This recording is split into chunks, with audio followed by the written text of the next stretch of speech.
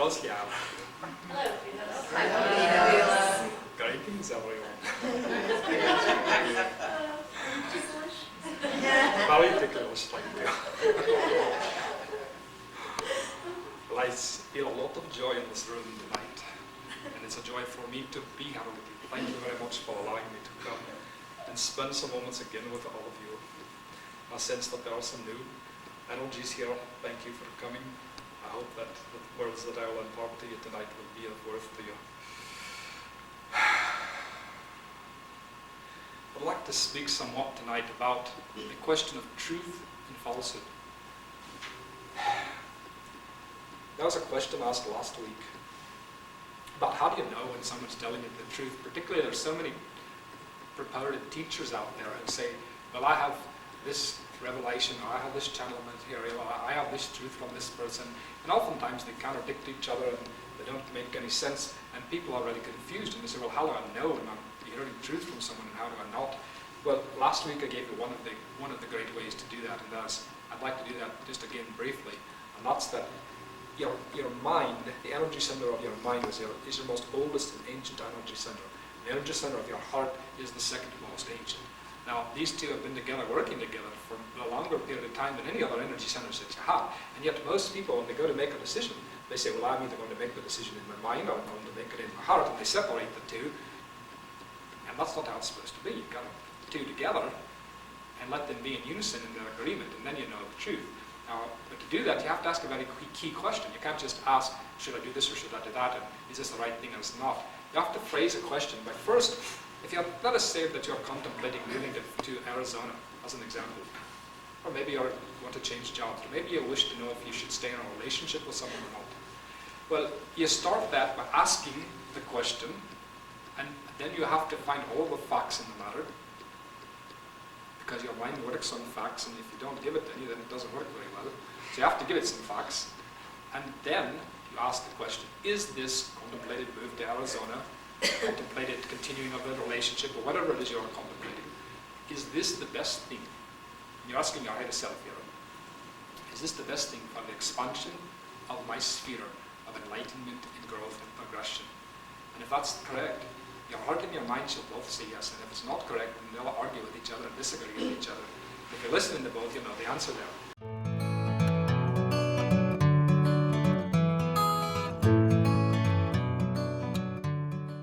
And there's another way that I'm going to tell you too, and it's a way that doesn't rely on having to use your higher self for that discernment. This is a matter of just understanding people and nature, and the nature of things that they are, and things that are not. As the days of unification come closer, you will have many more people who are stepping up and saying, I have some truth to reveal, and I have this person that is telling me this, and I have this higher being that's telling me that, and this is going to mushroom. You're going to have very many of them, and they're not all going to agree with each other. So you have to have some way that you know who's speaking the truth and who's not. Well, the first, the most reliable way is that which I've already given you, that is your higher self. But if you're not connected that way with your higher self, then there's one other way that you can do it as well. That's just to look at the example of the person who's doing the purported truth giving. People should be examples of what they're teaching. People who claim that they're a higher being, that they're a walk-in, that they're channeling this, channeling that God is speaking to them, that Jesus is speaking to them, that this and that and that. And then they will be trying to teach others great truths, while they themselves are wallowing in alcohol or drugs, or smoking cigarettes, or eating all the meat that they can find, or abusing animals, or all manner of things. There's a saying on your planet, they can talk the talk, but they can't walk the walk. It's a very good saying. And that's the truth of a teacher, is that they have to be the greatest example of all of that which they're trying to teach. And if they're saying one thing and doing another thing, if they're saying one thing and their life is a different example, that's your answer right there. Those are the two things I wanted to impart to you tonight. And if you have questions on either of those two subjects, then I would be happy to answer them. It seems like, it just seems so vast to me, like Edgar Casey, for instance, when he was bringing in the level of consciousness he was bringing in. He was still eating meat and was like this straight Christian, and it was shocking him. And it was like this time space where he was being taught by that channeling, but he wasn't in alignment and acting in accordance with that himself. So it seems like that, like we were saying about all these beings.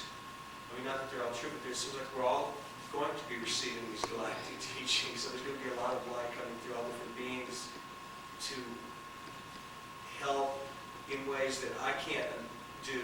Someone else is going to have a piece of the puzzle, and we're not going to all be in agreement. I was just reading that tonight in one book that said love is based not on agreement as much as just acceptance. Just saying you don't have to, like, love your enemies. The teaching of love your enemies. I don't have to agree with someone to love them. So anyway, it was just. I agree with that. What is your question, Howard? Well, like, in other words, it's sort of like the Ed Casey thing. In other words, if I see that someone is maybe on the level of my rational mind, or I see that it's what I would call not perfect, by their actions and examples, still they're teaching, because in that moment that they contact the higher self, they're not always in contact with the higher self. I understand your question. So they're really contacting the higher self, but then they're living their life in the 3D, which still has its problems. Well, let us go. That is a very good point.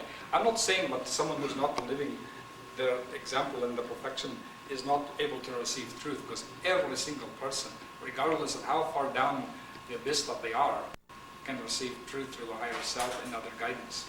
But if you're going to be following truth, if you're going to be following the teachings of any organization or teacher, then you have to know that all the things they're giving you are true, because you don't have the energy, the time, or the dissertation to have to take every little thing that they give you and say, well, this part was right, this part wasn't right. You have to be able to know with confidence from your higher self that you're receiving higher teachings on a consistent and positive and always basis.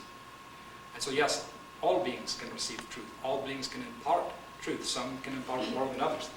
But if they're not able to live the truth that they're imparting and that they're trying to speak to you, then they are not going to be able to give you truth all of the time. And that's what I'm saying.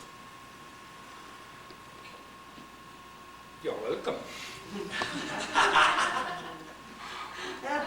Are there other questions on these two subjects? A quiet group tonight. It's a lot to think about. Well, then I shall leave you, and I shall ask. Wait. Oh, you have a question, all right? No, that's not a question. You said remind you to speak on something that I've already I forgotten. already spoke upon it. I remember myself, thank you. Okay. Can you, I do have a question, Philos. Yes, Saliantra. hello, Sally. And I wanted to ask you if you would speak just a little bit on that, again, with all the different teachers coming in. And I have some concerns because I know that we're going to meet with a lot of opposition, and some of it may be more intense than others. And I wanted to ask what kind of advice you may have for us when we start to really be, there may be Certainly, really threatened. I understand the question you're asking.